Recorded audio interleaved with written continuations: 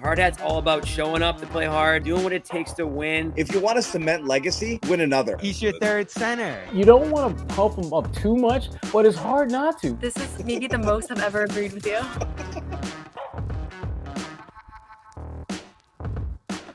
Hey, buddy Manning here, Noa Dalzell alongside, and we just wrapped up Summer League practice. We heard from Brad Stevens today as well, and big theme of the day is that this is the roster. This is going to be the 14, 15 people they bring into the regular season, plus three-way players. We got the Summer League roster today, which features the rookies, as well as some second-year players, a third-year player in Jordan Walsh, and a bunch of newcomers who are going to try to make the training camp roster. So we'll get into all of the Summer League stuff at the back end here, but I thought the biggest takeaway today, we did a live last night with Danny Emmerman from San Francisco about what feels inevitable, that Al Horford's going to end up in San Francisco.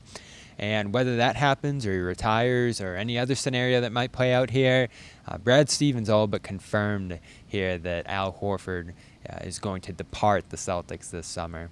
Re-signing Al Horford would be a priority. Is that still a priority to you guys at this point? I don't know what I can say about this or not say about it. I mean, we made offers to both Luke and Al. We would love to have had both of them back.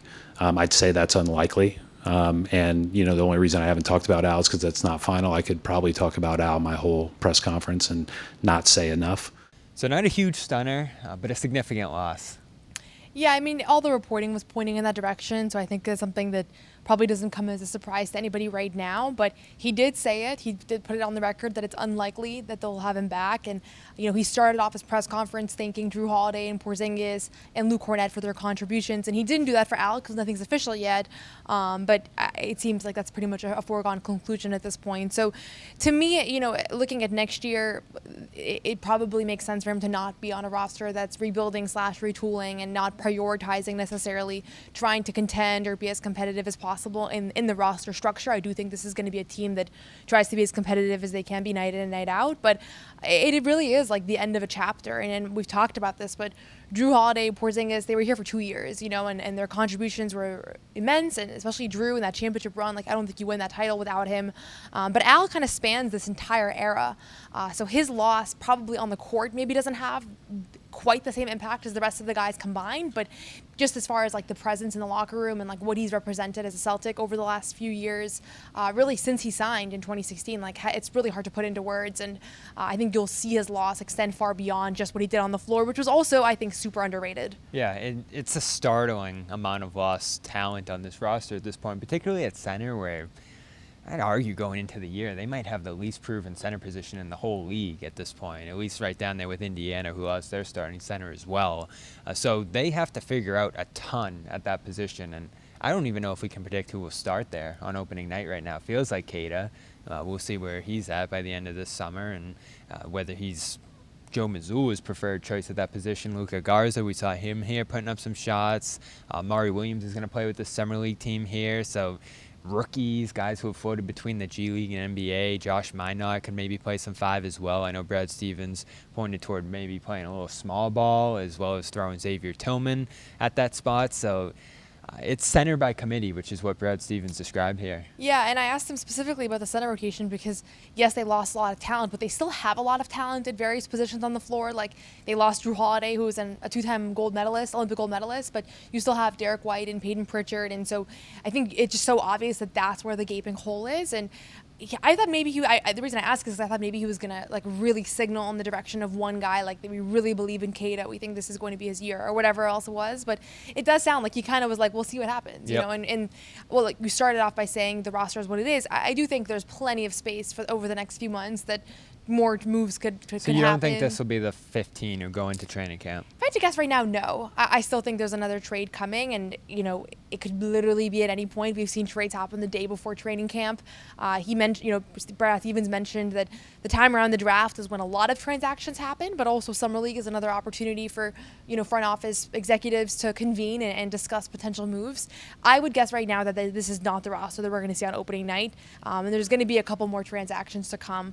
But I also don't think that you want Brad Stevens sitting up there and saying, yeah, this is not our roster, and, you know, the guys we acquired, we're just going to flip them next week. So I do think that there's, you know, it could go in a lot of different directions, but my intuition right now is that there's going to be some more moves, and probably another acquisition in the front court where they're going to want a little bit more options, I think. Makes sense because they're an inch over the second apron right now, which doesn't really matter because they can just slash a non-guarantee and get under that line. The tax is the big one. They're like $80 million tax bill right now, and Stevens did get asked about the tax today and indicated that ownership's willing to pay some to allow them to remain flexible into the future. I think we've talked a ton about how that's necessary here. If they have to get below that tax line, and that's a mandate, this roster could end up in even worse position to start this season than it looks right now. So we'll keep an eye on that. I've kept saying when it comes to this new ownership, I want to see actions before we hear about what their commitment's going to be. And there's been a lot of talk out of the front office about there being a commitment from Bill Chisholm and this new group to pay tax.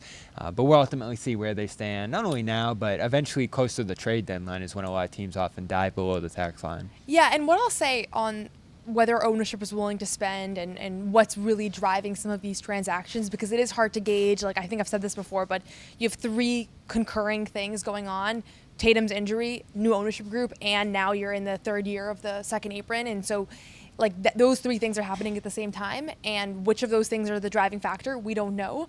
From what Brad Stevens is signaling, like, it is the second apron, and it is those penalties that come with that, and it's the basketball penalties that to the average person, I think you maybe look at them and you're like, these actually don't seem like that crippling. Like, you know, there's a couple things that stand out, you know, moving your first round pick to the end of the first round, freezing a future first, like, these things matter, but not to the point where you would think that it would dismantle the entire roster. And Brad Stevens did say, like, these trades don't happen without the second apron. Like, we do not trade Kristaps, Porzingis, and Jrue Holiday if not for that.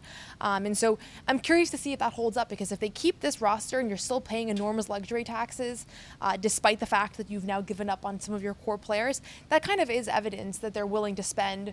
And this really was more about diving below the second apron. So we'll see. But if they dive below the luxury tax line and lose several more key players just to kind of shed salary, that I think it will point to them wanting to just kind of save some of that payroll, which would be understandable. And it would be hard to make a full assessment on whether this ownership group is cheap or whether they're always going to be like this, because this is kind of a weird year.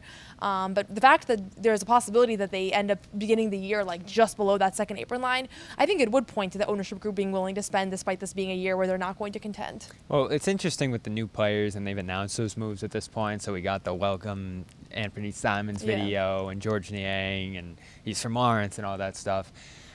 We didn't expect that, right? We thought one of those guys might get rerouted, that there was an expectation that they'd be part of this team into the future. And now you're getting the comments from them that, yeah, we like Simons. He's improving. He's a great shooter. Niang's got a lot of winning experience, tough to play against, as Brad said today. So now you're actually getting some commentary that these guys could be part of the team, at least for this year. And those are the guys I think we've looked at most in terms of, all right, could they flip those guys to another team to lessen the tax hit and, you know, maybe get something back in a smaller salary or multiple players. So those are still possibilities here. Say you flip Anthony Simons for a cheaper center.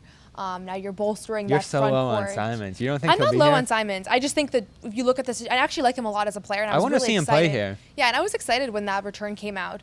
But ultimately, like, if you look at who, you know, what the situation is, he's on an expiring $28 million contract, right? Mm-hmm. So if they are going to shed payroll, which Brad Stevens said it's not a priority, we'll see, because if you think about the way most teams run, you probably don't want to pay that much in the luxury tax in a year like this year. But Anthony Simons is making a lot of money, and if he's not a part of your future and he has some value in the trade market, I do think they're going to land on, let's trade him.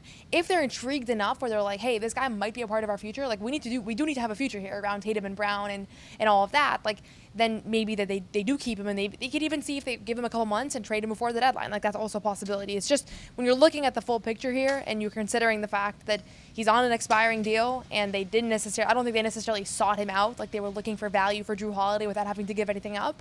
I get why this deal came to be, and I have not gotten the sense that like they specifically sought him out and they view him as somebody that they would want to extend. And so if it's a one-year guy, I don't know that they want to pay $28 million for him. But hey, we'll see. And I would love to have a promising player that can score in bunches on this roster, because I think we need more of those around right now. Like, you lost a bunch. Clearly, yeah. And they have enough scoring, I think, to get by. The defense for me is going to be the real question. Without a clear rim protector, with vulnerable guards that probably can get beat more than the backcourt they had a year or two ago with Holiday and White, Tatum's loss is massive, indispensable, you know, given the things you can do with him on the defensive side of the floor. So they're going to have to figure out ways to play bigger, ways to get on the boards, ways to protect the rim in particular. And that's just when I stack up the things that are most important in the game today, rim protection might be right behind three-point shooting in terms of importance, and they don't have much at all right now, which made it even harder to look at Luke and imagine him playing next to Victor Wembanyama and what they're going to do in San Antonio there after the Spurs introduced him yesterday. So that's my biggest question going into the year, if this is going to be the roster for them to start. What's your biggest question in terms of the team they have on paper right now? I'd probably agree with defense. I mean, they just don't have, like, they've had over the years so many guys that are almost cheat codes on that end. Even Jrue Horford. Holiday, the impact that he had defensively, I still think was underrated, even by fans and media who obviously hail him as a great defender. But you saw that impact when he was gone for those 3 Orlando Magic games when he was sidelined with a hamstring injury. Like, their defense took a toll, and you could sense that. You no longer have any proven centers. I mean, Keita has a upside and some potential, but for him, it's also a complete question because we haven't really seen him in the NBA playing significant minutes. So the defensive questions are endless. You're going to have to see, like Jaylen Brown has talked multiple times about wanting to be an all defense level player. Like, this is the year that he's going to have to demonstrate that. Carrying heavy loads on both sides. Yeah, and it's going to be even harder because he's going to have to deal with way more pressure on defense and a heavier scoring load and all that. So defense is my biggest question. But then you look at guys like Eric Spoelstra, who has managed to have a top 10 defense for years, regardless of who's on the roster. Celtics are like that too, and this is going to be a big challenge for Missoula. But if I'm Missoula right now, I'm like thinking about how can I maximize this roster defensively above anything else, because that is the number one thing that's going to keep you competitive in games. Because ultimately, you do have a few scores, and you do have a few guys that can go off and kind of carry the load on that end. The roster is a big takeaway today. Brad Stevens at least signaling for now that this is probably going to be the cast of contributors that start the season for this group. As far as the Summer League roster goes, we got that this morning, and we knew most of it at this point. The headliners, Hugo Gonzalez is going. Unclear how many games he'll actually play after his season ended a week or two ago now. He said it's hard transitioning over from that, and it's been a difficult adjustment so far, trying to learn everything and then just physically playing through a lot of these practices. It sounds like they've been competitive, physical, all that. Jordan Walsh here going through his 3rd Summer League, and an important one for him, with a potential opportunity to earn some minutes here. And Shireman, to me, feels like the leader of this group because he'll probably be handling the ball the most, shooting the most, running the offense, and probably has the most experience of anyone on this team in terms of how much they played at the NBA at this point, which is pretty remarkable. Yeah, this is a relatively inexperienced Summer League group. Those are the 3 guys. I think what makes the Summer League roster most intriguing is that in previous years, like, it's fun and you drafted a guy and you can talk about what they might become, but you're probably not going to see any of these players in that forthcoming season. This year, like, I genuinely think that at least one of those guys has to be in the rotation. Like, I don't even really Amari see Williams. Right. So whether it's going to be Jordan Walsh or Baylor Shireman or Hugo Gonzalez, like, I don't know which of those 3 guys is going to separate themselves. Like, I'm a little bit biased towards Baylor just because we've seen him do it at the highest level, and he's a little bit older, and he had that great March that I still think about sometimes. So, but ultimately, like, there are multiple guys on the Summer League roster that could actually be a part of this rotation, and so that kind of heightens the intensity of things. And nobody wanted to talk about that today. I think they want to focus on the task at hand. But certainly from our standpoint, like, there's more to think about here as far as the long-term implications of what we might see next week. Who are you most excited about? Definitely Hugo Gonzalez, because honestly, like, it was so hard to scout him and to get a sense of his strengths and weaknesses. You just want to see him. Yeah, I just want to see him because he didn't really play in Real Madrid, and the Celtics have posted a few clips of him where he looks pretty good. They've been impressive clips. Yeah, and I don't know if they're doing that on purpose, but there are some fun clips, and Jordan even saying today, like, fans are going to love how hard he plays, and he's a defensive menace, and all of that. So we've heard a lot of great things, I think, from the people that have scouted him and played against him, but he's a total question mark to me as far as how that's going to translate to NBA Summer League. What about you? Matt Reynolds said he's smooth. There's definitely some moves in those clips that he pulled out where you're like, whoa, I didn't know he had that. So there might be some stuff there that we don't even think he's capable of that they're going to try with him. And he's clearly the guy, right, just because we haven't seen it. And so Reynolds said they're going to put him in a ball handling role, which this roster clearly needs, and then an off-ball role too, which is probably the role if he plays during the regular season that he'll ultimately have on this team. The cutting too, like, is this team going to play in more of a cutting style? I think that's a overarching question we're going to see with this Summer League team is how much they're going to try to alter the offense. How many threes is the Summer League team going to be taking? How much more movement is there going to be? Because clearly, to bring it back to the roster discussion earlier, they're going to have to play a different way this year. They don't have as much shooting as they've had in the past. They don't have as much playmaking as they've had in the past. And certainly the centers offensively are much more limited than Porzingis, Cornet, Horford were. For sure. And I think there was probably going to be that, like, epiphany around the offense having a little bit more fluidity and more cutting and movement regardless, because Brad Stevens brought that up on draft night, that like watching the Pacers play in the finals and the Thunder, like it did kind of shine a light on how stagnant the Celtics offense got at times this season, and especially in the playoffs against the Knicks. But now you don't have a choice. Like now it really does come down to personnel, and I think one of the big knocks that Mazzulla has had on him over the years is that he's reliant on the three-point shot, and that the Celtics rely on threes to stay in games and to win, and his response has always been that like he just wants for the roster that he has to get the best shot available, and that might be a different look this year. So I am curious about how that's going to look. I don't want to draw too much from what they're doing in Summer League, because I think that, again, they have different personnel for their Summer League group than they will for the regular season roster, but there are always small things that you pick up on and then you see them implement during the season, and so I wonder what those things will be. Yeah, Williams, honorable mention too. Interested in seeing him and how he fits in here, how reliable he is at that center spot, if he could bring something to the table there, because it's clearly a position in need. Max Schelger, the other second-round pick, going to be playing for the Summer League team, as well as some potential roster invites like Jalen Bridges, who played for Phoenix on a two-way contract last year. The rest of the Summer League roster announced as well. You can go check that out over on the Celtics page, and check out Celtics All Access for inside look at Summer League. We'll be there starting Thursday. The Celtics are going to play their first game on Friday against the Grizzlies, who have a pretty loaded squad. I was watching them last night, so that'll be a good first game right off the bat.